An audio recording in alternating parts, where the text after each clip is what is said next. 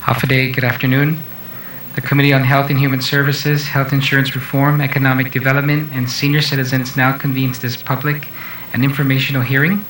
Public hearing notices were provided to the media on Thursday, July 1st, 2014. Second notice on Tuesday, August 5th. For the record, today is Thursday, August 7th, and the time now is 1:04 p.m. The committee will hear and accept testimonies on the following.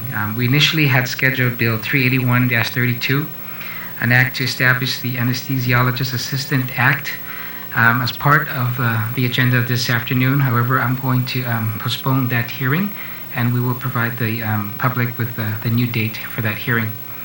And so the second item on the agenda is an informational hearing that will be conducted on the Guam Economic Development Authority relative to the status of all Hotel Occupancy Tax or hot bond projects. Before we move on and ask Gita to please come up, I'd like to recognize the Vice Speaker for being here, Vice Speaker Cruz, Senator Agan. Thank you very much. And also recognize one of our former colleagues, Senator Mana Silva-Tyron, for being here. Thank you very much. So, yes, please. We do have a PowerPoint presentation that's set up, and so Madam Acting Administrator, you may go ahead and provide us any opening remarks you may have. Well, first of all, thank you so much for having us and for your interest in the hot bond projects. These are some projects that we're very excited about, as it really helps to promote our culture and preserve our history here. And it also serves to improve our facilities for our public and our visitors. So we're really excited about every single one of these projects, and so I'm glad. I thank you for your interest. So good afternoon, Chairman. Good afternoon, Vice Speaker. Good afternoon, Senator. Again, thank you. I'm Acting Administrator Mana Silva-Tyron, and with me is Diego Mendiola and Mike Cruz, also representing Gita. And also joining us this afternoon, we have our program managers, our construction managers, our engineers, just in case other questions come up that we need answers to. So we're here to provide all the information necessary. So if you don't mind, we can turn our attention to the presentation. Okay. Maybe before we proceed, you mentioned you had your program managers and what was the other one? Construction managers. Okay. Right. What are the difference between the two? What are the program manager oversees all of the projects, all 33 of the projects. The construction manager is more hands-on, can provide around-the-clock supervision of the construction that takes place. The program manager wouldn't be able to give entire attention throughout the project. So the construction manager has the expertise to look at all of the intricacies from the start of the day to the end of the day to make sure that all steps are followed. Okay, so just as for our understanding, so that as we move forward with the presentation and we have any questions, then we know where to direct those. Correct. Okay, thank you.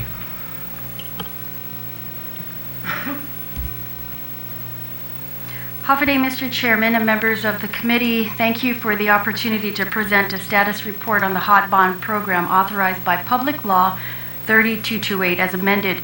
During this presentation, Gita would like to present the status of each of the projects identified in the law to address technical questions you may have. I've invited some of our program management and architectural and engineering consultants, as I mentioned. And while we hope to present a short PowerPoint presentation before taking questions, we are willing to entertain any of your questions as we go along. So feel free to interject. Now, Public Law 3228 actually appropriated $68.5 million for the 33 projects. For the Chamorro, $27 million was appropriated for the Guam Chamorro Educational Facility, and $41.5 million for all other projects. However, bond proceeds for the capital projects identified by the law fell short of the appropriation by almost $13 million. As a result, Gita allocated $27 million for the Guam Chamorro Educational Facility, and then $28.6 for the remaining 32 projects. What happened to the 13? It was just the bond proceeds. And what was the other 13? The other 13, how did the bond proceeds?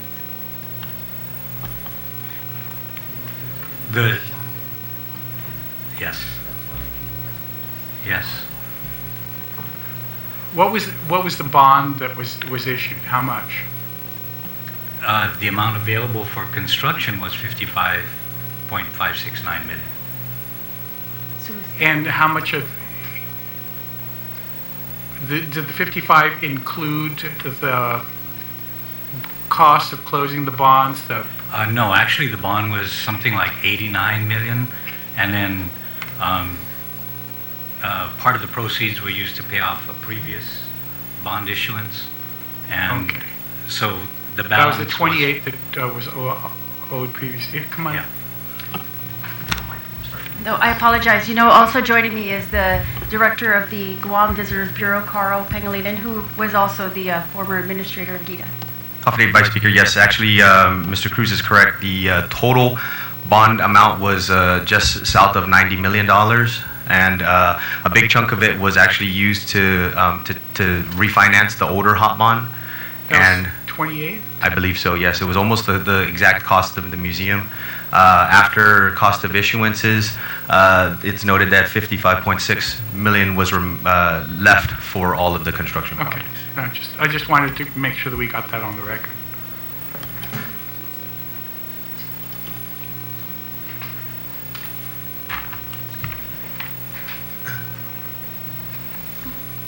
So starting off, we'll go to the San Vitoris flooding project. Now, recent storms have demonstrated the need for the critical project in the heart of our tourism industry. We have completed preliminary engineering and have selected the Gravity Bay option as a preferred course of action to mitigate flood issues. The contract amendment to allow design of this option is currently under legal review. Design completion is estimated for February of next year, after which we should be able to solicit construction bids and refine the schedule for the construction completion. The Gravity Bay outlet option generally involves the construction of additional inlets along San Vitoris Road to collect more stormwater, expansion of the Fujita ponding basin within its existing footprint, and discharge of overflow into the Tumon Bay at the end of Fujita Road without affecting public access to the beach. If I remember correctly, when we were discussing this, we were to give a year so that you guys could get the data as to what the flooding situation was like. And last summer, we had that 31-inch August. So we've completed all the compilation of data. And how much do you anticipate the cost of this design?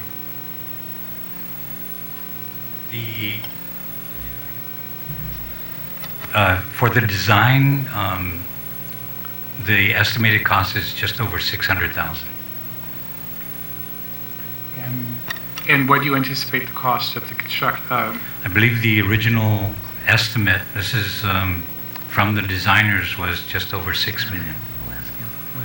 And we set aside 11, right? That's, yes. But we haven't gone out to construction bid yet, Okay. and the design isn't complete, so we don't have a good I fix on understand that GVB has allowed Gita to be the project manager, whatever they call this, not the, whatever you guys are getting paid the $1 million for to handle this. But I just want to inform Gita that in his previous position as the administrator, he knows that his new chair under his GVB is very, very, I don't know how many varies I should say, interested and concerned about this project. And I made assurances to him that we would make sure that this 11.5 million was not going to be touched. And I need assurances at this point so he can take the assurance back to his boss that this money is still there, that no one has raided the account for this San Vitoris, and that it's held sacrosanct. No, we give you the same assurance. This money is still there. We actually don't, we would like to preserve the budget for this project, because, at this point, we really can't determine how much it's going to cost at the end, so we want to make sure that the Yeah, money... I think really of everything, this Correct. was a hot bond, and so if anything gets done, it's making sure that Tumon is taken care of first. We I mean, absolutely agree with We'll you. get to the museum later, but everything really, and it would behoove you to make sure that though you may have abdicated your responsibility to Gita, that in your new hat, that you understand that your chairman, this is his pet project, and I don't want to listen to him when he starts to holler and scream at me about the fact that we took, $89 million and we're paying $8 million a year for debt service, and we're not getting the project, especially this project, taken care of. Absolutely, Mr. Vice Speaker. This is something, and you don't have to remind me because I hear it far more frequently than you do, that this project specifically is something that that my chairman, Mr. Baldiga, is very, very interested in seeing to its fruition. I've sat in meetings where the governor has made the commitment also that this 11.5 million, there would be a fence around it, very similar to the amendment that yourself and our Senator Pangilinan also did in the budget law of 2 years ago, putting the fence around the $27 million for the museum. There was that commitment there. I know with all the meetings that I do attend at Gita that this money is not to be touched by anything else. And for now, where it stands, we're still in the design phase after the completion of the study of all of the Tumon flooding was completed by Stanley.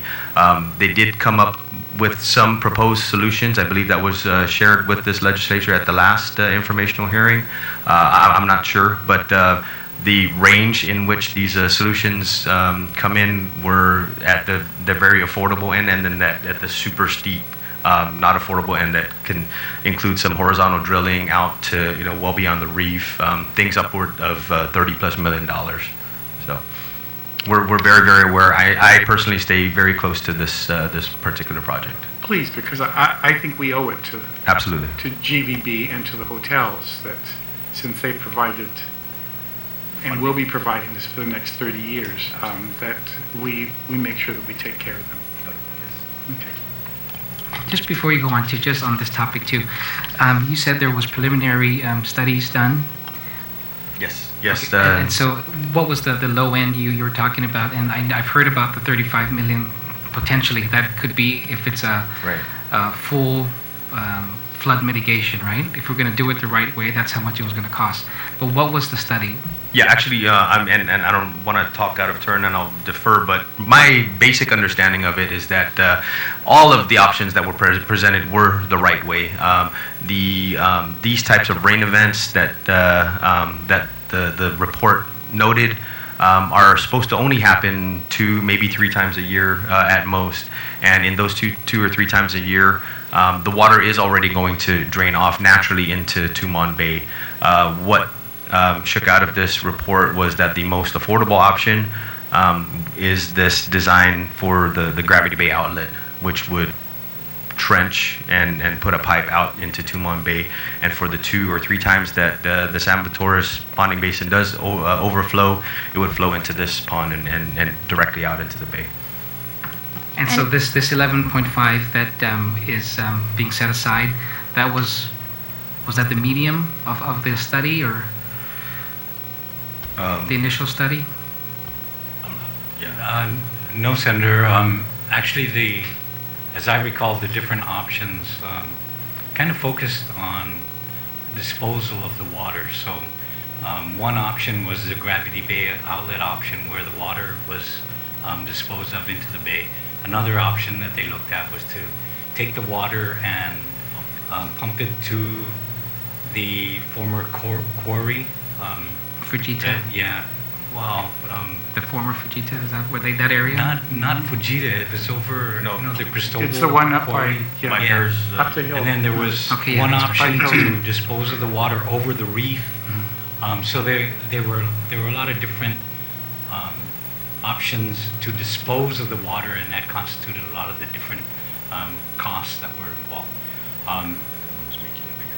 Yeah, and the other one was to enlarge the size of the existing ponding basin, which would have acquired, as you know, a lot of private property in the area. Yeah, I think Were the just stakeholders informed of these options, and did they participate in the discussions? GVB was, yes. Okay.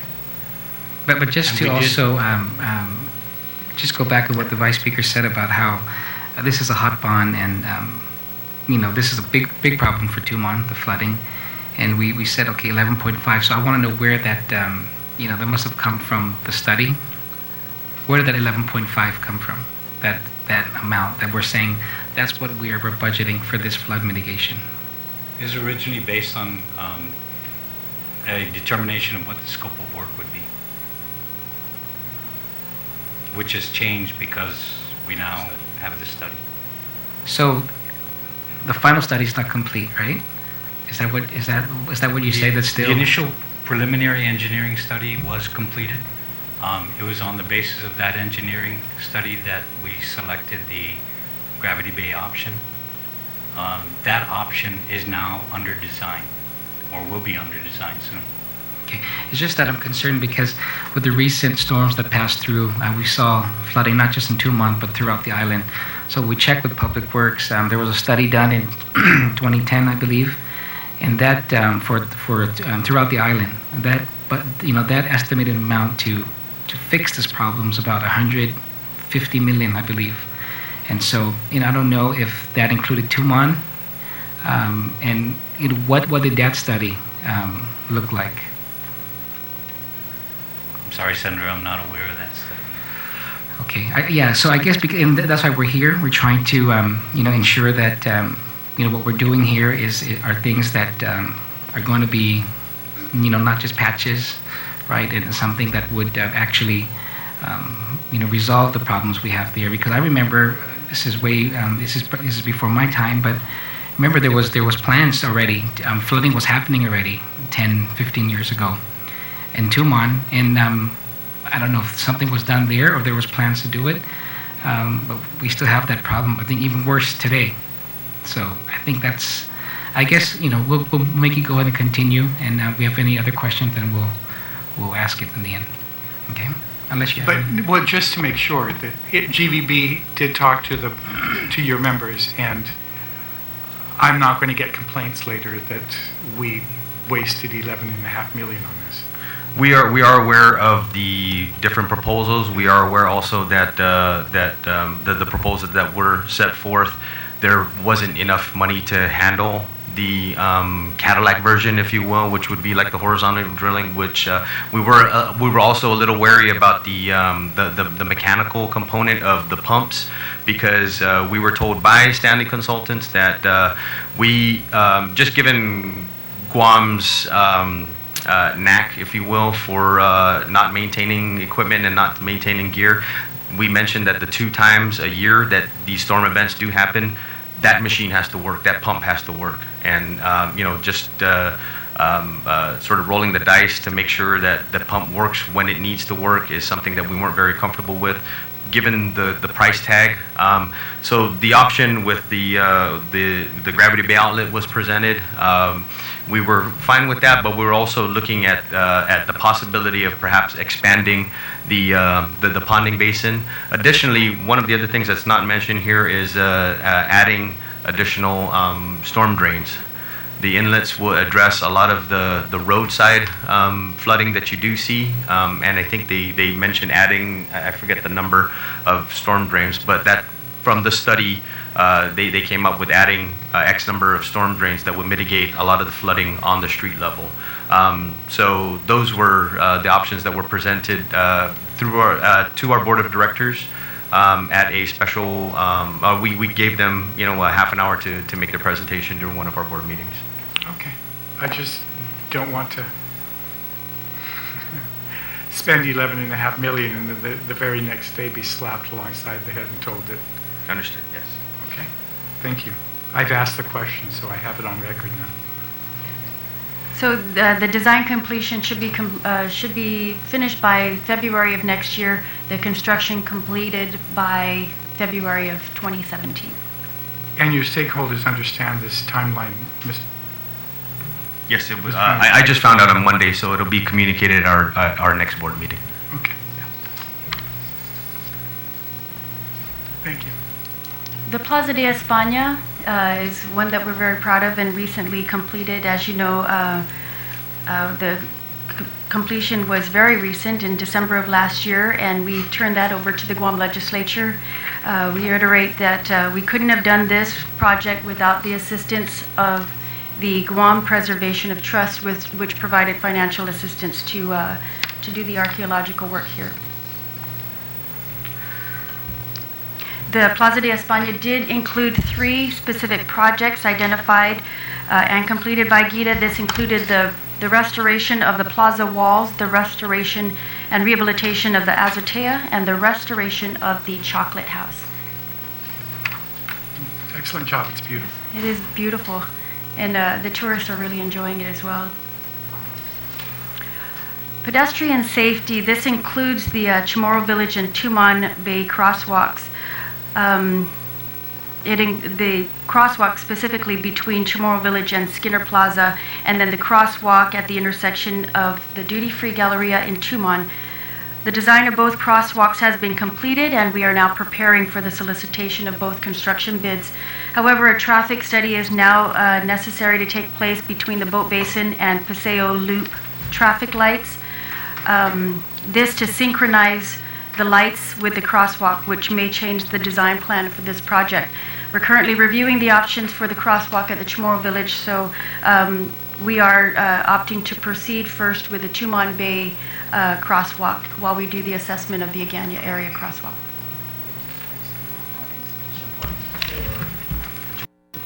All-inclusive? I believe so. Yes. The Department of Transportation has asked us to do a traffic study of that specific area, which may cause some delays or complications because there are 2 traffic lights very close by, 2 crosswalks in that area. So we have to assess whether or not it will be necessary to or possible to put another signalized crosswalk right at that middle area between Chief Kapua Park and the Boat Basin. So we're going to do the assessment of that and see what we can do.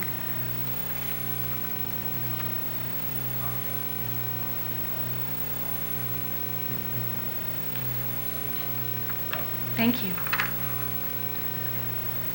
Moving on to the Inarajan Community Center. It has been completed and turned over to the Inarajan Mayor, Doris Lujan. The completion of this project couldn't have been accomplished without the assistance of the Archdiocese in continuing to allow the facility to sit on a portion of the church property. So another project that we're very proud to have successfully completed. And I believe the community is really enjoying that facility now. The Malesso Bell Tower and Magellan Monument, an assessment of the historic and structural condition of the Malesso Bell Tower and a schematic design have been drafted and are currently under review by appropriate agencies, including the State Historic Preservation Office and the Guam Preservation Trust. Design of improvements for the Magellan Monument is underway. Completion of these reviews will allow us to prepare a bid solicitation for the construction and to determine if funding is sufficient to implement the scope of the work of these projects. The Farmers Co-op. Construction of this facility and relocation of the Dededo Flea Market is underway, and after resolution of the fire safety issues associated with the inability of the public water system to accommodate the fire flow requirements of the Guam Fire Department, the construction contract awarded for this project includes options for facility additions and equipment, which will be determined at a later date. We'd like to thank the Dededo Mayor for assisting us in getting this project completed. Also Senator Yamashita and the mayors who have really been instrumental in getting everybody on board with the project. So we are scheduled to break ground on this on Monday. So we're very excited. This is really going to be a good facility for our local farmers and future farmers to really put their produce on the market. This project is a village monuments, the scenic and informational signs. It's actually two projects. The development and installation of entrance signs at all 19 villages and development and installation of scenic and informational signs that will identify the locations of important historic and scenic points of interest. This project was undertaken with the input and assistance of the village mayors, GVB, and the Department of Parks and Recreation, and it should be completed by the end of this month. And you might remember the first sign that we unveiled was the Hagutnya village sign. The end of the month. I don't see any It'll be construction. the implementation, the installation of all the village signs. All the monuments, so-called. Or you're talking about just actual village signs? Are they going to be They're very being similar? fabricated They're going and, to be very similar to this? yes. I just don't see any construction in general ongoing right now. So They're all being fabricated and so they'll be installed. it's a direct question. We'll invite you to the unveiling. Thank you. Okay. Moving on, this project addresses improvements at 9 public park areas and is enumerated in Public Law 228, East Agutnya, Fisheye, Pedro Santos in Pidi, Sela Bay, Seti Bay, Vidian Overlook, Senator Angel Santos Park, Nimitz Beach, and Fort Soledad in Umatic. The law also included 2 additional areas, the Agate Spanish Bridge, which was completed by DPW and the Guam Preservation Trust without the use of hot bond project funding.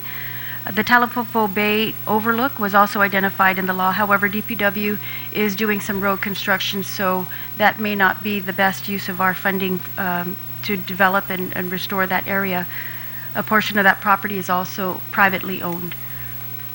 The design-build contract has been awarded and work has already begun on improvements that don't require permitting. Construction completion is estimated for March of 2015. And earlier I was informed that the project, one of the areas being renovated or restored is the Hagutnya Park, the public park on Marine Drive. Just highlighted in the law, Nimitz Beach. Is that privately owned? Nimitz Beach? No. No. Oh, that's the one further to the south. Okay, I'm sorry. I'm mixing up the two beaches. The Bradali Beach. Oh, okay. Remember that? The Ipao Beach lighting improvements, the improvements to the lighting system at Governor Joseph Flores Memorial Park, or Ipao Beach as we know it, are planned under this project based upon the input from GVB and the Department of Parks and Recreation. The design-build solicitation was publicized and bids are being reviewed. We are also working with GVB on exploring other options for this work.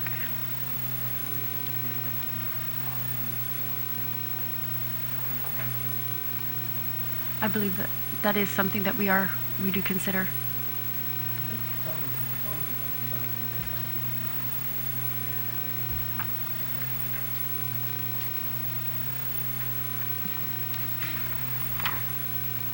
The Hagutnya Tennis Courts, the scope of work for the Hagutnya Tennis Court project has been completed by the Department of Parks and Recreation and GITA, and a design-build solicitation should be completed soon.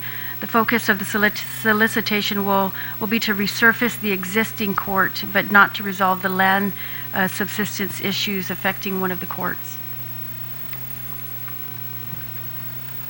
Right next door is the Hagutnya Pool. Much of the work has been undertaken by GITA and the Department of Parks and Recreation with the assistance from consultants and other agencies to ascertain the cause and extent of issues at the pool and to devise a plan for improvement. However, it's become clear that a full comprehensive assessment of the pool by qualified engineers is required to avoid spending money on Band-Aid repairs that won't last. One end of the pool is sinking. The mechanical system, pumps, and the drainage system just require major overhauls. The lighting system needs improvement. Cracks in the pool are just constant, so the repairs are just mounting. And then on top of that, the American with Disabilities requirements need to be met, along with other problems that that need to be thoroughly assessed. GITA and DPR are looking at options to complete the engineering assessment so that a full understanding of the cost for the improvements can be obtained. I had a question for this. So this 150,000 is just for an assessment? It's just for a study? No, that was the budget for both design and construction. So, but as it seems now, this is not going to probably be enough, right? It may not be. Yeah, because this is one of the heavily used public pools.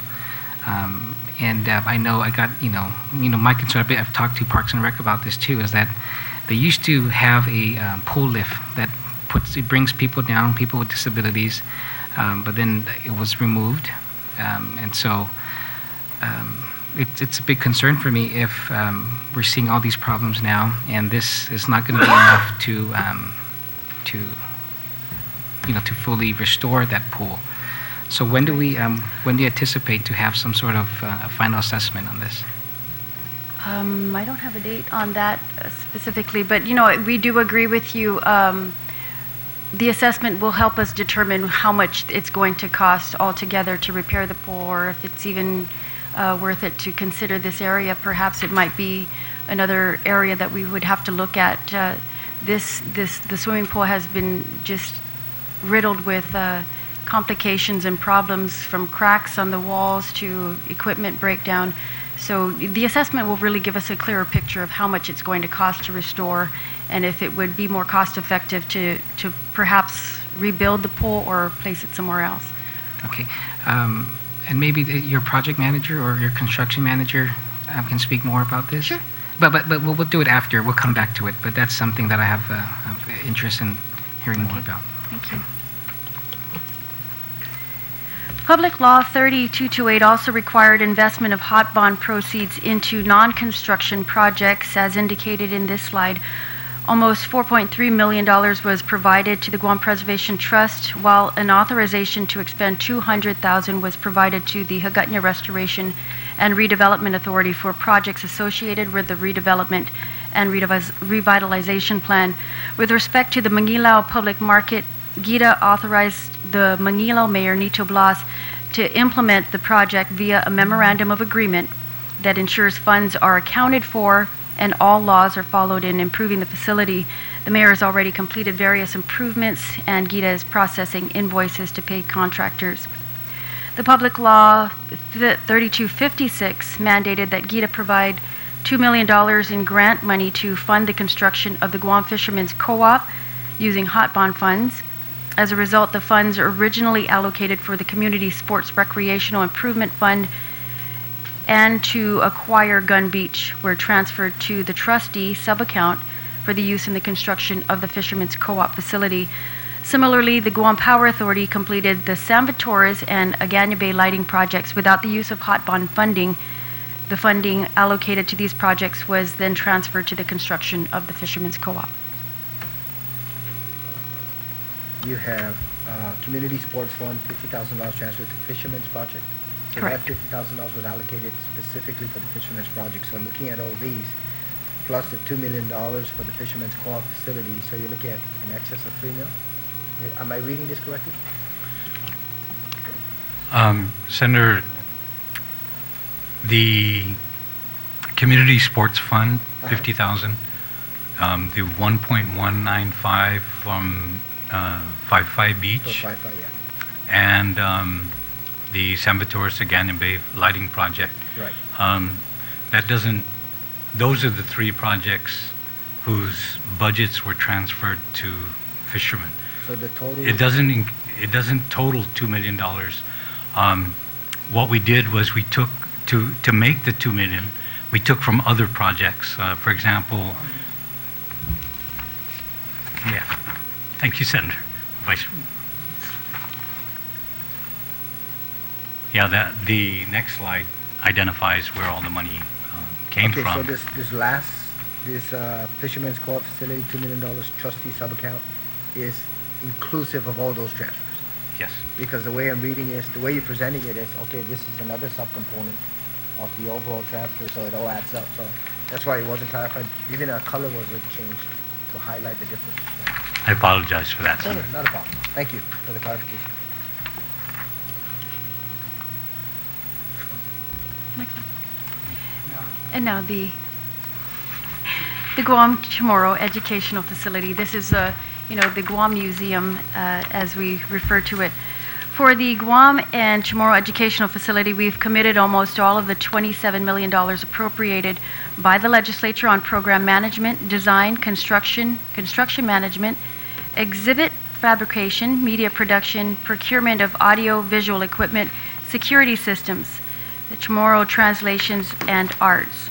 To accommodate unanticipated costs, GITA is reviewing the record to determine whether some construction costs can be recovered from responsible parties. GITA and DCA will also undertake a value engineering process to determine what aspects of construction might be eliminated to generate savings. With respect to construction time, we have experienced some delays, particularly with regard to the condition, strength, and capacity of 260 piles required to support this facility. I'm pleased to announce today that the pile issues have all been resolved, and we should soon see the work start moving and the foundation of the walls being poured at the facility. The resolution, is there a written resolution? Has somebody signed off on it so that we can get somebody's license in the event that it's not resolved? We do have the clearance of the engineer on records that the pilings are all safe and the foundation is. But I mean, it's signed off by the engineer. Yes, it would have to be. Because one of my concerns is that as oversight over the Chamorro Fairs, which includes the event with the museum when and if it's built, I keep getting, for some reason, people feel like they need to call me, like they needed to call me last week, that the air conditioners showed up because the air conditioners were supposed to show up, but the foundation's not yet in yet. And by the way, where did the air conditioners go? Are they being kept on site? No, we received assurances from the contractor that the contractor did assure that the air conditioners will be stored in their facility. And do you know if it's been moved? No, not yet. They're working, they're securing, Can we get a record? Sir, you want to come up front? So we're just introduce yourself too, and in your capacity. Sorry, I'm Rizaldi Cortez. I'm the manager of SSFM International here in Guam, which is together with the Pacific Alliance, who's doing the construction management of this project. For your question, the contractor has not moved the chiller yet. They are working on it. They're working on the facility, making it sure that they have the right space, the insurance that they need, so that the equipment will be there stored safe for the project. And as it relates to the piles, don't go. As it relates to the piling, I also received word that there were many concerns about, I don't know what the word, the safety, the efficacy, the whatever of the pilings. And I noted in your most recent report, we spent an additional $220,000 in pilings. Is that correct? Total in pilings.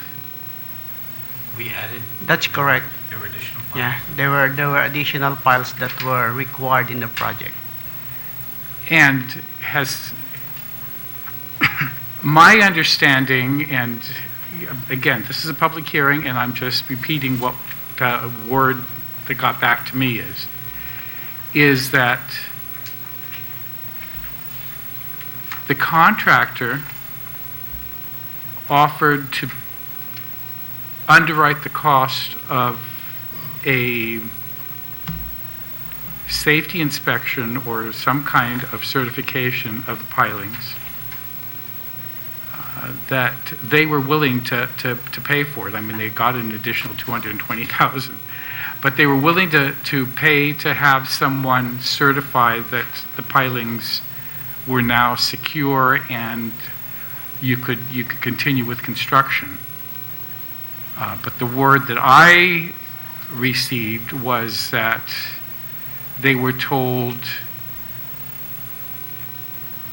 don't delay anything. It's delayed enough. Keep moving forward. No, that's not correct.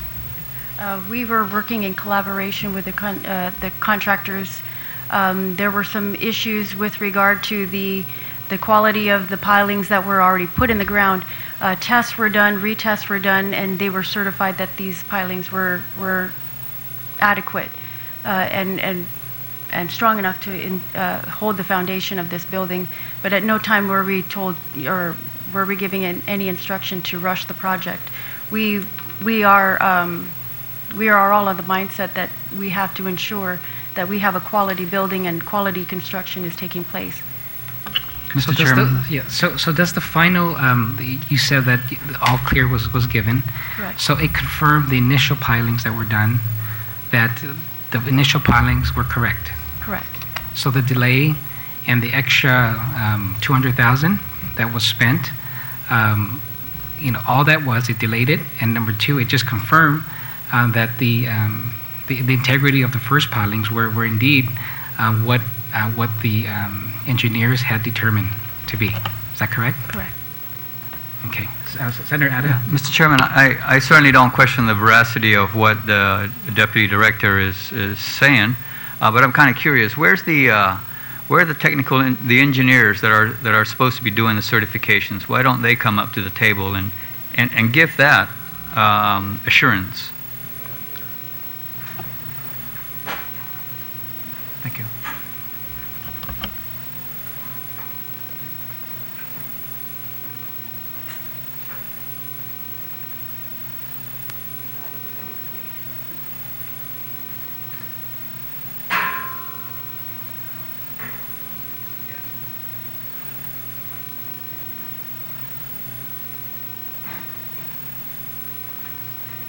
Okay. Anywhere's fine.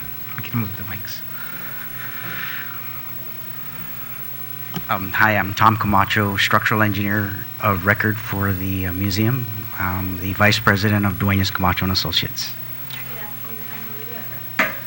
Good afternoon. I'm Maria Elizabeth Christie, Miley Christie. I am a civil geotechnical engineer for this project with Pacific Soils Engineering and Testing. Senator Ada? In response. Yes, please. Okay. So then in response to the question about the integrity of the piles and certification that they are adequate, can you address that? Can I go ahead and tell you how this came about?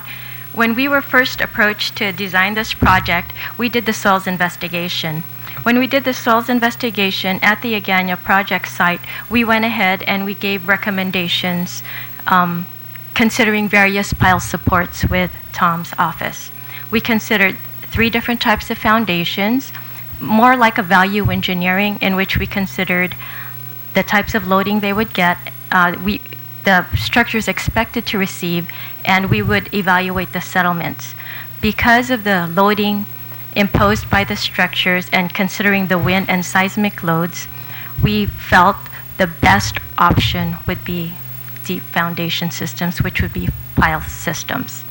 Based on the budget we had, we investigated 8 locations within this vast area. We noted that out of the 8 investigations, we looked at the subsurface soils, we looked at it and we determined and we designed for the worst condition. It is noted that we never reached hard material, so the piles would have to be designed as friction piles. That said, based on what we had, the data we received during the design stage, we worked with Tom and I gave him the criteria of loading for the piles, and from there he designed the piles. The design was completed. From the time the design was completed, we went to construction.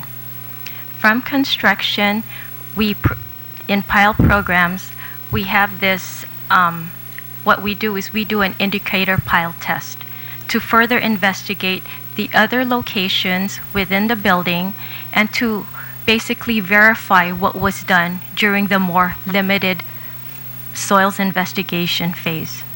Okay? When the contractor performed the indicator test pile program, the soils and the results depicted more variability. It confirmed our variability, and it was varying to different degrees from what we had anticipated. In general, it was worse than what we had considered. Because of the results of the indicator test pile program, as in any construction program which considers piles, we had to tweak our design based on the data available to us from the contractor's consultant. From that time, we went ahead, we tweaked our design, added more piles, and that's when that change came about. Okay? After the indicator test pile program, we gave them a refined piling plan based on Tom's design. From that refined plan, that's what the contractors proceeded with construction.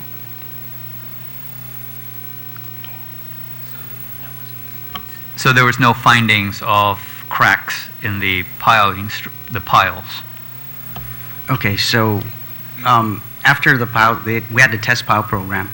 So they have this thing called a PDA, which is a pile dynamic analyzer, that's put onto the driving mechanism and measures the energy every time you have a hammer stroke and the resistance. So from that, they determine the capacities of the piles.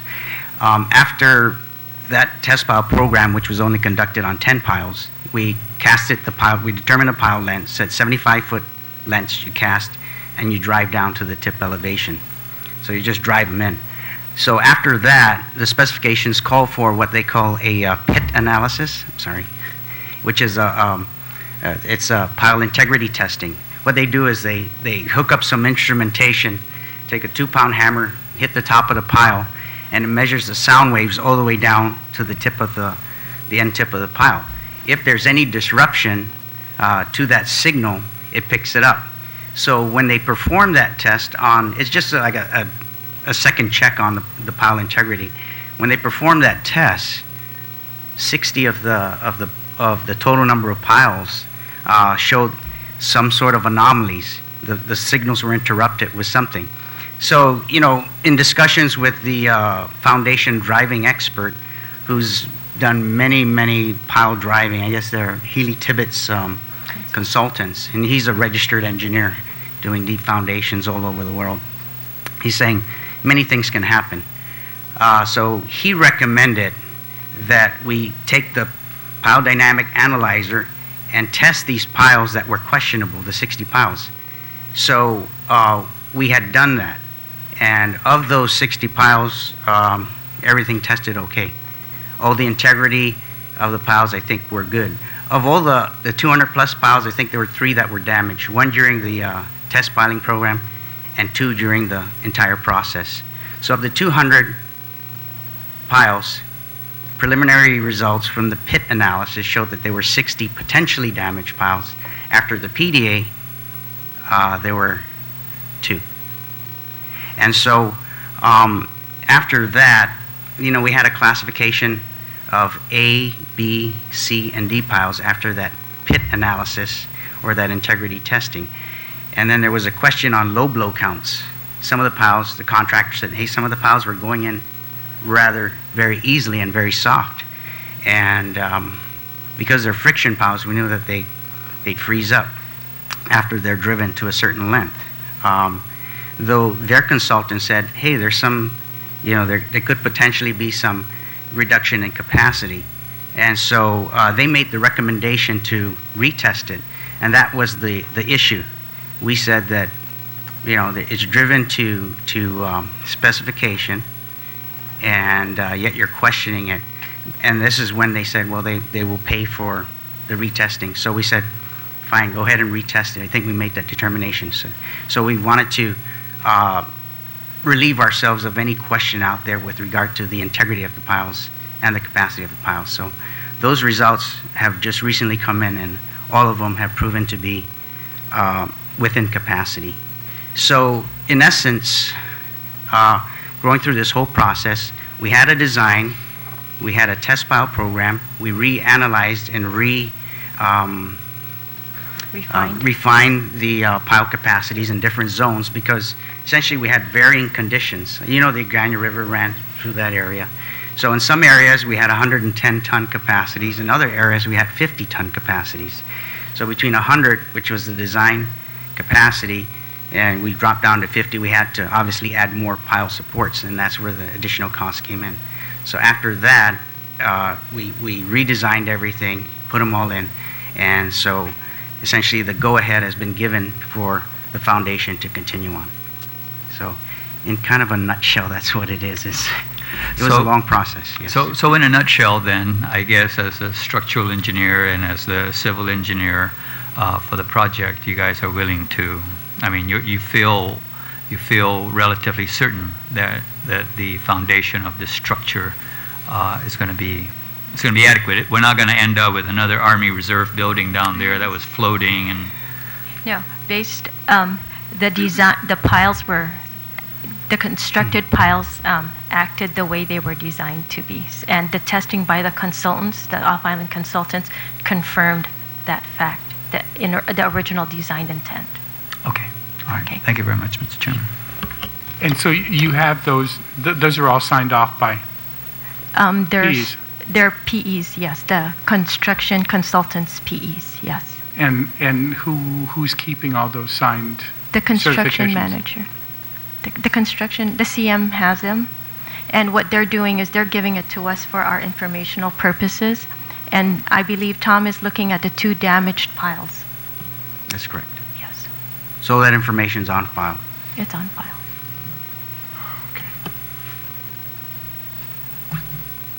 Okay, thank you very much. Thank you. Thank you, Mr. Camacho. We learn a lot about construction. That's right. And so As you where go are forward. we on this project?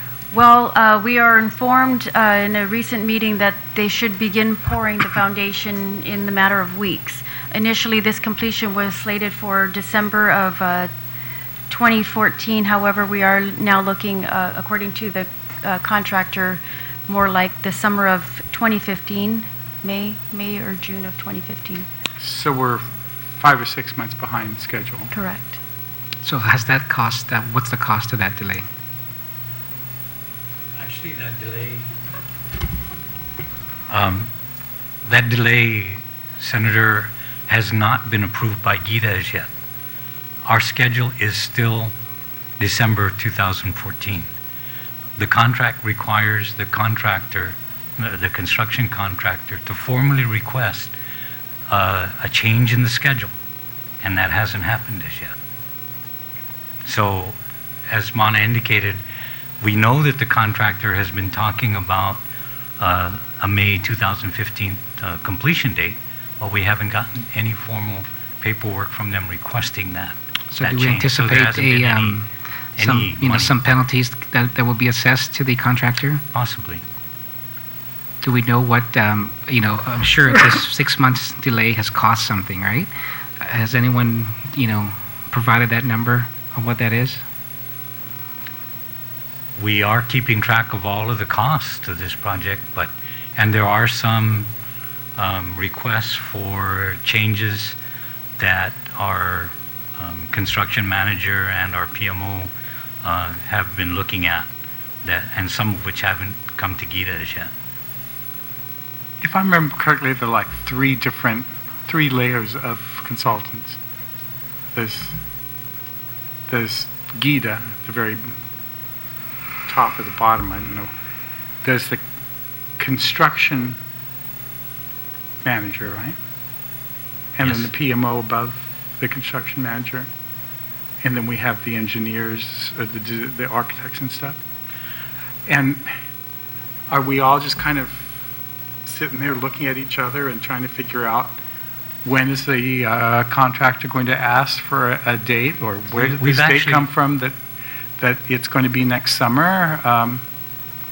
We've actually asked the contractor to submit that formal paperwork to us regarding the change in the date. Who made that request? You, the construction CM, manager, our or the construction PMO, or our Because there's construction $1 million worth of consultants in just this one project. Who's driving?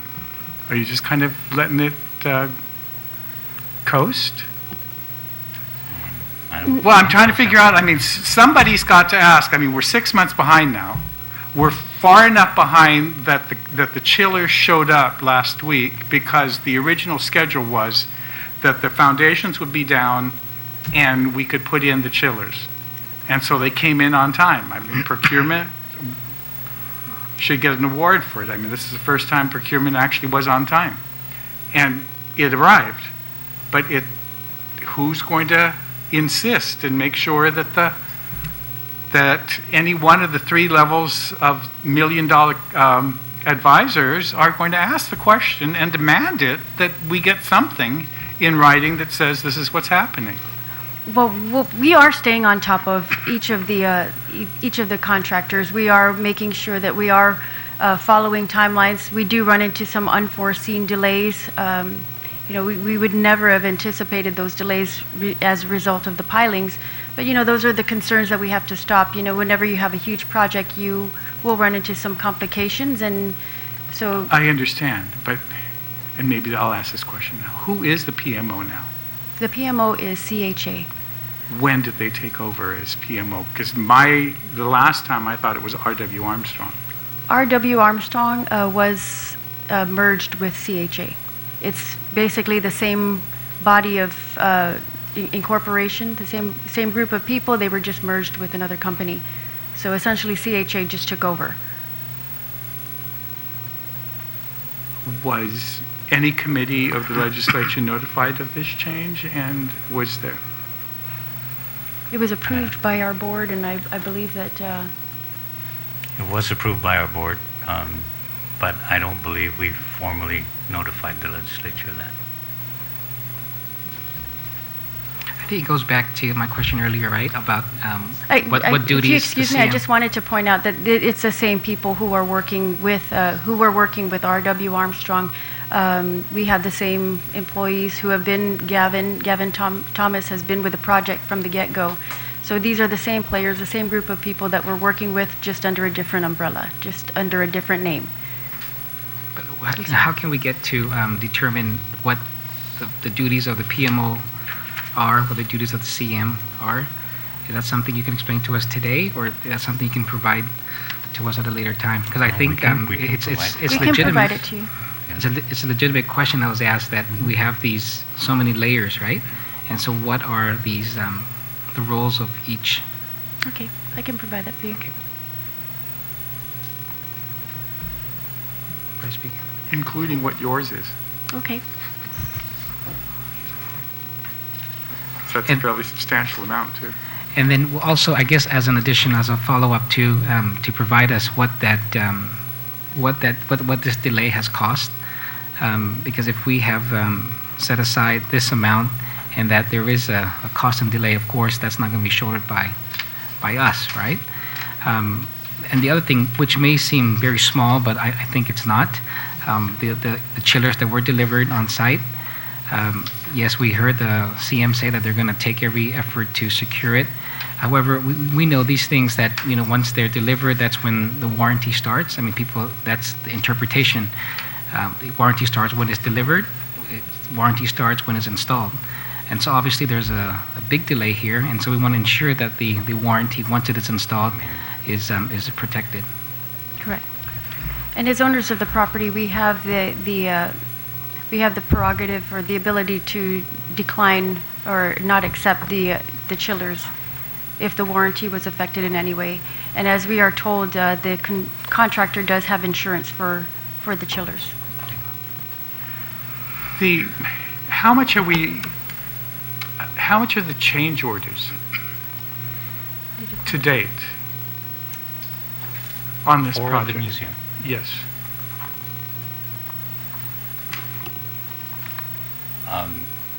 The information that we provide to the legislature, formerly with Senator Ben, on a monthly basis, indicates that total change orders is roughly, it's over $1 million. 400,000 for the construction portion of it, and 600,000 for the design portion of it, which includes translation, of the text in Chamorro, and the graphics that will be on display within the museum. That's what's going inside, right? Yes. For the So construction... just over $1 million. For the construction, you say there's only 400,000? 400,000. As of what date? 406. As of July 2014. Was there one that you guys provided me the other day? I Is that the believe same that's the amount? report that we provided, Senator. That's the latest one. On enclosure, I forgot. if you have the report there, it's on enclosure 3. No, No, I don't, but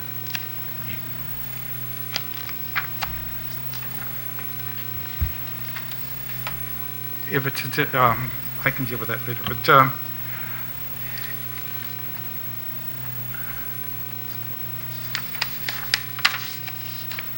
with the $1 million in change orders, and we've not even laid the foundation, what's going to suffer?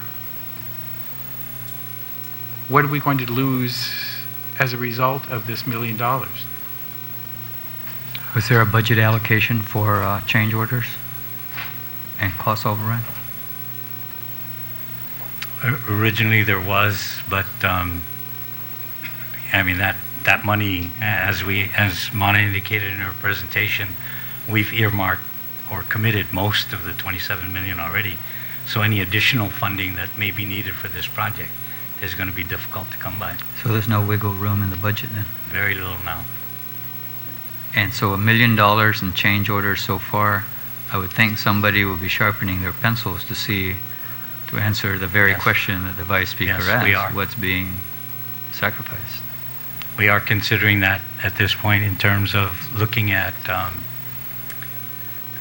the change orders for construction and what could be done to recover some of that cost, as well as looking at value engineering the facility, as Mona indicated earlier, to determine what we might be able to reduce in the scope.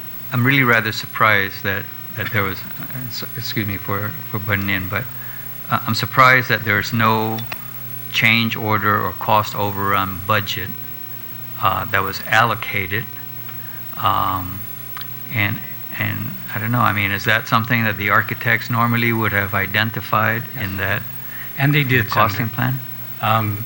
The original construction estimate for this project was $20 million. The bid came in at just over 15. So that left a cushion of about $4 million. But a lot of that was taken up by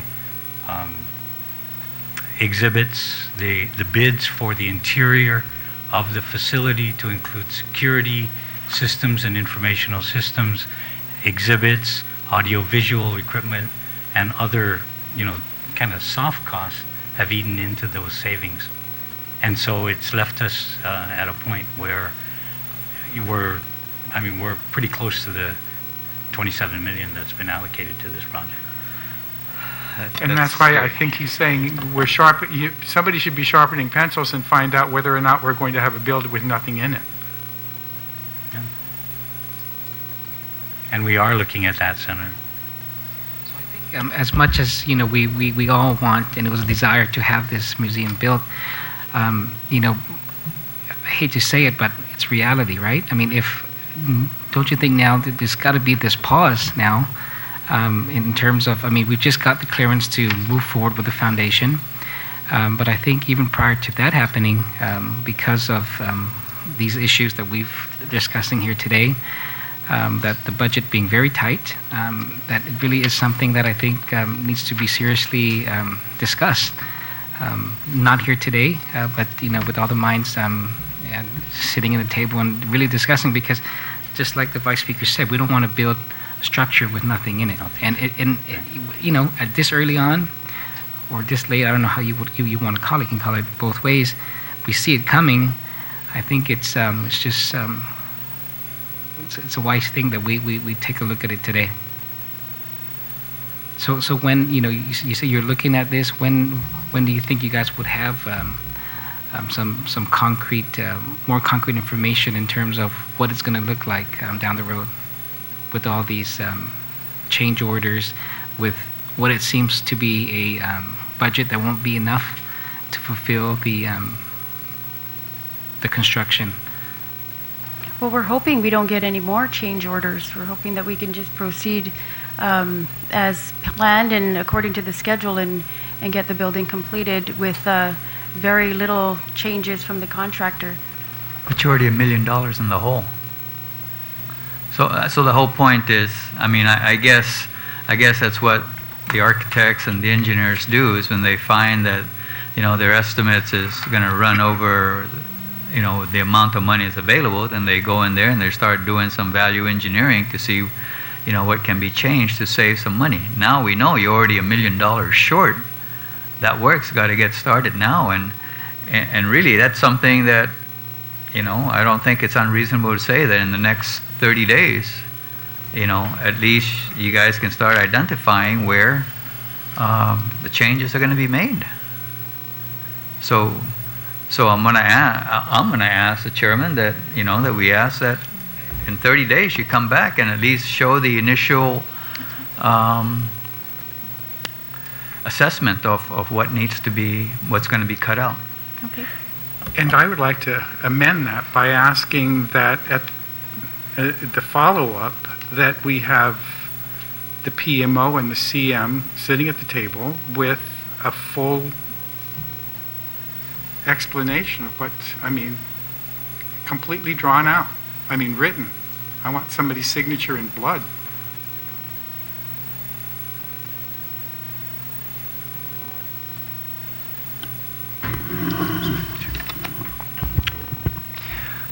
One of the things that I do appreciate though about us talking today is safety first, right?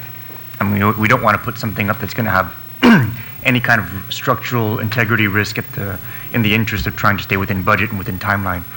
I think the bigger concern that my colleagues and I share is, as we do make these adjustments based on these unforeseen circumstances, I think it's important that we communicate that. So for example, if we are now $1 million down from what we were anticipating, the entire project, being, showcasing, where is that $1 million going to come from, and what are we going to be looking at in terms of a finished product? But I don't think anybody here, and I hope that no one insinuates that the message is to expedite at the risk of safety and structural integrity. I think everybody understands that that's a very important component here. I did have one question about the budget for the museum, because we're in budget season, with the anticipation that the museum was going to be open in December. Now that we're having this delay, what do you guys recommend gets tweaked budget-wise as we go into the planning for getting the government resources to get the museum operating?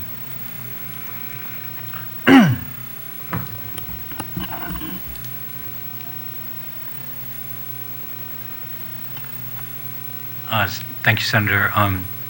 Maybe with the 30-day period that Senator Ada was talking about, maybe we can come back to you at that point and let you know what impact that might have on the budget. Because at this point, we really can't say. Yeah, we just need to pass a budget by the end of August, though. Oh. Yeah, so if we can get that particular piece expedited, Yeah. I know that a lot of it would weigh on what the actual final completion date is going to be, at least assumed to be at this point. So if we can at least get that, then we can work it backwards and say, okay, we're looking at pushing everything back to June. So instead of having the budget start December, we'll have it start June and reduce it, appropriately, and then bump it back up going into the next fiscal year. Did Chamorro Affairs nor you provided any budget for the operation of this facility in the upcoming fiscal year? For the operation, Gita is currently looking at a sustainability study that will essentially put together a business plan for the operation of the museum. This was through a memorandum of agreement with DCA, and hopefully that will be completed soon. We're looking to start that assessment quickly. Yeah. That would give the revenue to operate this facility. The budget that I believe Senator Mike was talking about was the operational budget for the government. There's nothing in there for a museum opening in June of next year. And so if you think you're going to be finished in June, then somebody had better say that we need some money for July, August, and September. Okay. And say it soon. Or if it's not going to, you're not opening until next October, then there's no need to rush and to figure out how you're going to be able to do that. But just to have it on the record, DCA has contracted with you to do a sustainability study, but there's nothing that has been produced on how to be able to, for the upkeep and the cost and for the personnel and for the power and the water and everything else. There's nothing in this budget because nothing has been submitted.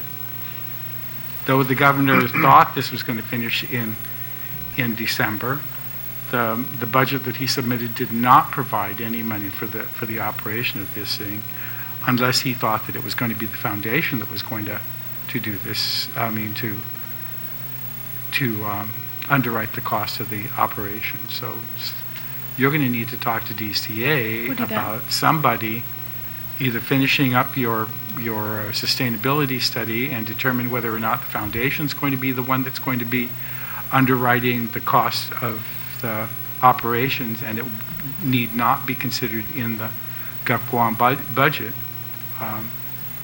But there's nothing in there. There's nothing in there currently, and there wasn't anything that was submitted by the governor for the operation of this. And so I think that's what we were asking about.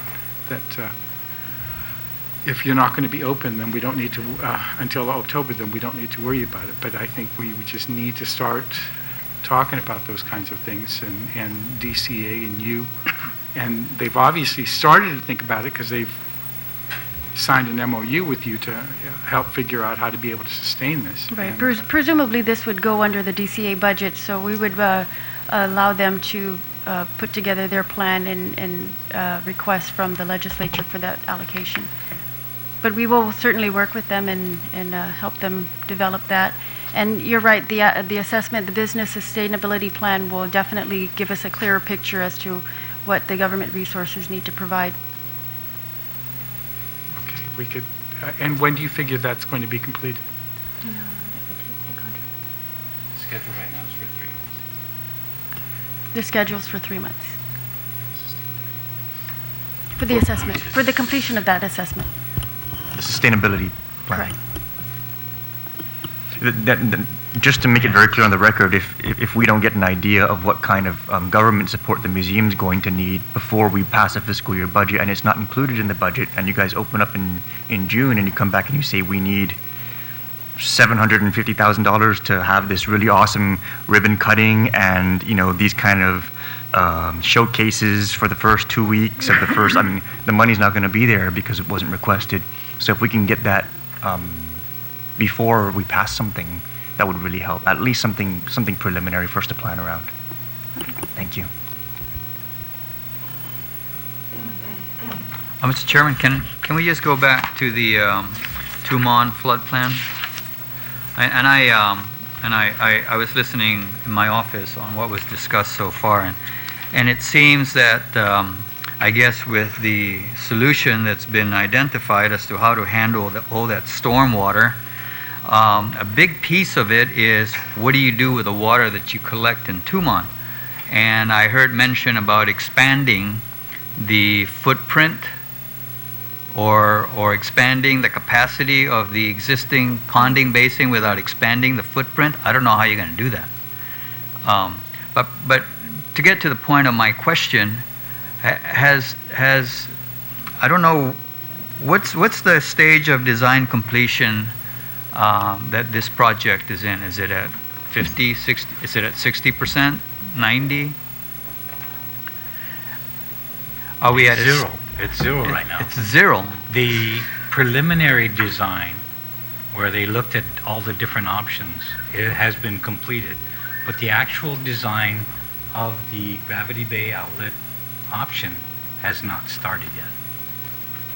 Okay, the actual design and so far as the technical details of the slope and all that. Yeah. But I would think then that at this point they have identified, I heard mention about the acquisition maybe of some private property. It was one of the options that was looked at to expand the footprint of Okay. the. So we are at a stage now where they have decided that the Gravity Bay outlet option is the way to go. It would seem that they are at a stage now where they've identified, do we need to expand the footprint of the Fujita ponding basin? Has anybody even identified who owns that Fujita ponding basin? Is that GovGuam? No, because it doesn't. It's not GovGuam's. So if we're talking about acquisition of private property down there in Tumon to find a place to put all this water, pumping it up to that coral pit may be the easier solution. But I'm just kind of, I'm really kind of really miffed that we're at this stage where we decided, okay, this is the option we're going to go, and we're totally oblivious to, are there any obstacles, major obstacles that we're going to have to overcome to make this project a go? Does anybody know?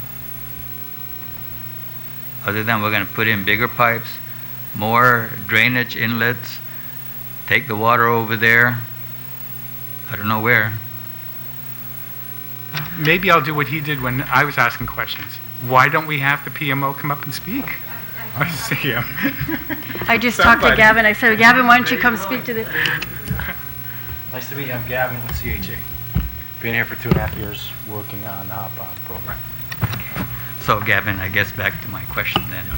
It seems like we're down to that option now. We're going to use the Gravity Bay outlet option.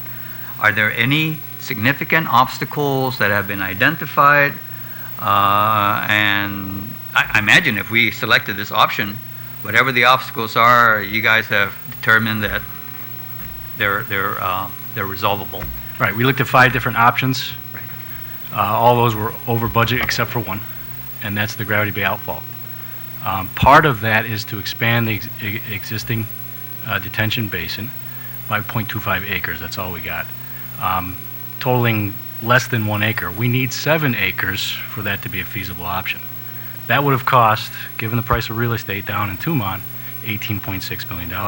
Obviously, that's way over our budget. So that's why we deduced that really the only option that's under budget is the Gravity Bay outfall. We got to go with that. Have the engineers determined whether that ponding basin currently is private property or government property? The land that the ponding basin on, as far as we understand, is GovGuam property. The 0.5 acres that it's occupying right now is GovGuam property. If it's not that way, we need to know otherwise. You guys better do some more research on that. We met with DLM, we met with others responsible for identifying who owns that property, and they told us that's GovGuam. So Okay. I think you need we'll double to do check. some research. We certainly will. Yeah. That's a huge surprise to me. So we'll look at it. Okay. Thank you very much for being here, sir. Since we're on this, I'm sorry, I didn't mean to. Okay. Since we're on this San Victoria's flooding, you said there was 5 options, right? There was 5 options. There's 5 or 6. 5 or 6 options, and the only one that you guys zoned in on was the Gravity Bay outlet option because of the budget that was set aside for it. Pretty easy But decision. Is this the best option? It is. It's the So it is. So even if it's the least of all 5 or 6, this is the best option. We believe so. In terms of construction, it's the most feasible. It's one of the easier ones to get a permit for, and of course, it's under budget. So, But it's the best, and because I got some, spoke to some people in the industry, and they don't, they don't want this to happen where this is just a half-baked Yeah, actually, scenario. the best option, according to Stanley, I mean, they ranked the 6 options. The one that scored the highest was the expanded detention. 7 acres of land, but anybody have 20 million bucks? I mean, that's what it's going to take to do that. Okay, so That that's one so that's scored the best higher. Number option. 2 was the gravity bay outfall. Go ahead, Senator. I guess the water is going to collect in this ponding basin, and somehow the excess is going to go out into the bay. Correct. Correct. Has there been any discussion with the other agencies about? I know, was it a quad? There's some government agency that would just throw a fit about every time we talk about dumping more fresh water into. EPA, Yeah. for one, we met with EPA a number of different times during the preliminary engineering phase. We met with Coastal Management as another entity that we've had several meetings with to make sure that everything would be kosher when we proceed with this, and got their feedback, which we incorporated into the preliminary engineering. And was that feedback totally receptive, or basically put you guys on notice that this project is really going to come up with a lot of objections? Oh, each agency has certain requirements that they wanted to make sure that we satisfy, and we've done our best to do so. Okay, and so they've basically identified what requirements will have to be satisfied, and and there's a cost associated with those things, I presume. And so all that was taken into account with the cost estimate for this project? Correct. Okay. Right. Stanley has done a preliminary engineering report. GETA has a copy. Various stakeholders have a copy. GBB. So you're welcome to see it if you like. Who has the agency feedback or the feedback from these various agencies? Who has those documents, and can this committee get a copy of that so that we see what concerns EPA has and whoever else? I'm sure Stanley has some records. I think I have some records myself too. So we'll put together some meeting minutes and. Can we get that through GETA, Sure. Mr. Absolutely. Chairman? Okay. So more so than the what is the feedback from the agencies? I'm certainly curious to see what the information is on that. Okay. And your findings as to the ownership of the ponding basin. Right. Understood. Thank you, Mr. Chair. Just a quick question. I was just curious on page 10, the sign here, this Agatna sign. How much did that cost? The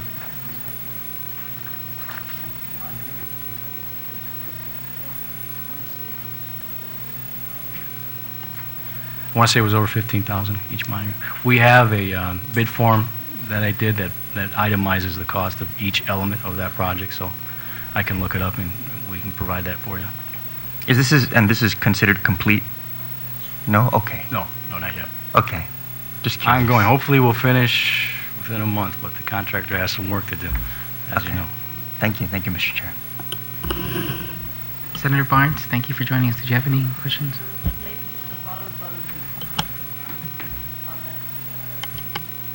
For those scenic signs, it's that the only one? Built around the, how many more, It'll go through all the 19 villages. the 19? Correct. Okay, so, but how many monuments are we looking at throughout the 19 villages total? 19. One in Just each. one in each village? Yes. Okay. Thank you. Just going back since you're here, the pool, the Agatna pool project. Okay. Can you give us an update on where that is? I know she did a brief. Sure. We met with numerous stakeholders on that one too, while we were scoping that project. We met with DISIT, DPR, we met with the operations people at the site, the lifeguards, you name it, we met with them. And we've walked the site, we've done some preliminary investigation. And the results of that investigation are that this thing needs some work, some serious work. There have been some Band-Aid repairs done to it, but there's code compliance issues everywhere you look. Electrical, mechanical, plumbing, ADA, you name it. There's all kinds of code compliance issues. And a lot of the equipment's not working. We just found out recently that it's shut down now. Right? One of the pumps failed, so it's closed now. So we understand the urgency. We're prepared to do a full-blown assessment, including structural repairs. Structural is another huge issue. There's differential settlement. There's cracks in the foundation. So we know it's going to take a lot of work. We need to identify a shopping list of exactly what that work is going to be. And that assessment will produce that scope of work and a cost for each one of those items on that scope of works. We know it's going to take a lot of money, though. Probably more than what we have in the budget, but we think it's worthwhile to do the full-blown assessment so we don't have another Band-Aid repair in a year from now. It's closed down again, or it's not hygienic, or people are getting sick. Who knows? So when do you anticipate this full assessment to be complete? CHA is ready and willing to start. We're just waiting on an NTP. Okay. Any day now, right? Fingers crossed. Thank you, Mr. Chairman. I just kind of wanted to go back to these signs because I'm a numbers guy and I begin to start looking at things and crunching the numbers. And we budgeted $828,984 for these things. And we're only building 19 of them. And so I just divide the budget by 19 and we're spending $43,630 on these signs. Now, I'm really curious. Now, you say that this is not the completed sign. Please tell me that it's like 1/8 of the finished product or something. I'm very curious what a $43,000 sign is going to be buying us. It's a great question. Matter of fact, I asked the same question when we were putting together the spreadsheet. Okay. Actually, Senator, that budget, the total budget, was what we had allocated to the project initially. It does not reflect how much of that $800,000 that we've transferred to fund the Guam Fishermen's Co-op facility. Okay. Right, the actual construction contract is 386, something like that. 386,000. So the other portion of that is for archaeology, GIDA's fee, CHA's fee, transferring money to the fishermen, etc. Yeah, we transferred almost. And the information. We transferred almost 350 roughly to fund the fishermen. So of the 828,984, how much went to the fishermen? Just a quick addition here, Senator. About 220. Well, actually, it was more than that, Senator. Well, It's almost 350, I think. 320 and something else. Okay. They had this spreadsheet. Yeah, 225. Even with my old abacus. I love your app. It's more like 360,000. You're at GIDA, but 193.30 and 2. I'm sorry, 190? Okay, on page 16 of your handout. Oh. Village, yeah. You're scaring me. If you're at GIDA and you're saying actually, that's 360. This, as Mana had indicated, this is actually two projects. Village signs, which is the 193 that you see there, plus the 30, plus the 2,000. Yeah, that's and then the 225. second project is the scenic and informational signs, which is on the right, kind of midway down. Okay. That shows 98,000. Oh, okay, so there's another It's both, 120 there. yeah. Okay. Okay, so we're having the 19 signs plus the scenic and informational highway signs. How many of those are we getting? Oh, there's a lot. I want to say probably over 100, yeah. Okay. 150, something like that. So 100 scenic signs. Now, so the 828 less the amount to the Fishermen's Co-op less the scenic stuff. We have 603 minus 98,552 minus 35,000 minus 3,500, $466,000 divided by 19 signs. About $25,000 a sign. Okay. Which doesn't include the scenic signs, right? No, Yeah, that it's was less- lessing out the scenic signs from the 828. Okay. And yeah, these Okay. are a little less than that. Just a little less. Okay. So this stuff here, this sign here that we're looking at here in the picture, it's gonna get spiced up, and it's gonna be a $25,000 sign, right? It's going to get painted. Okay. Okay. Because we borrowed for these things, right? So technically, what I do is I always multiply it by 3, because when you add back the interest expense on the borrowing, this is a $75,000 sign to the people of Guam. So, yeah. Thank you. Thank you. So, for Mana, is there any, because we're seeing now with Hagatnya Pool that the 150 ain't going to be enough to restore the pool to what we set out for it to be. Is there anywhere here that you would see that we're able to use any funds from, to be able to, once the full assessment comes in, to determine this is the amount and this is where we can pull? I mean, knowing already that we're $1 million in the hole for the museum, is there any wiggle room around? We do anticipate that in a number of projects there might be some savings seen. We always shoot for, we try to see how we can save on all of these projects. So those unencumbered funds, we would like to perhaps reprogram into those areas that we need more funding. Okay. So would you have an assessment of that as well? Maybe not now, but It's hard to say right at this point because a lot of the contracts haven't even been put out. But based on the ones you guys have already, like the signs, the pedestrian walk, all these other stuff that've been completed or near completion, you have a sense already of what it's going to look like, right? Yes. So would you be able to provide that too, just so that when the assessment comes in and we know that it's going to cost more than $150 for the pool, that there's still a way that we can fulfill what the intent of the law was, which is to restore that Hagatnya Pool to full restoration. So can you provide us that assessment as well, please? We would not object if Gita gave up its consulting fee.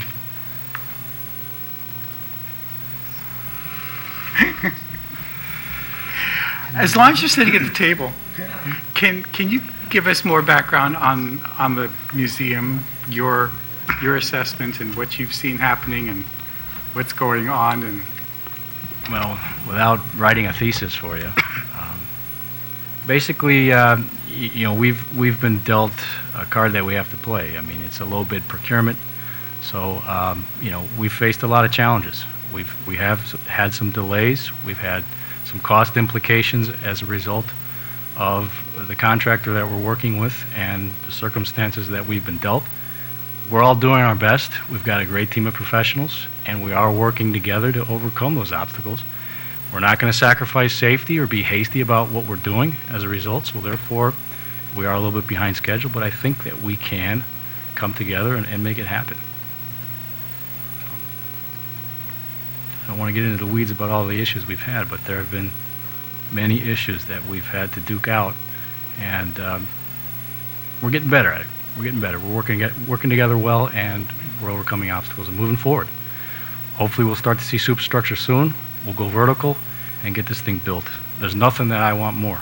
I go to bed thinking about it. I wake up thinking about it. I want to build this thing and get it done. Vice Speaker, Senator Nicholas, you're good? Senator Barnes? You're good? Okay. Well, unless you have anything else to add to close up, I want to thank you very much for being here this afternoon, and we'll set a new date for us to come back and get together with some of the requests that were made this afternoon. Okay, so again, also to the public and to the engineers and architects who are here, thank you very much for making time to be here. So it's now 2:38, and this hearing's adjourned.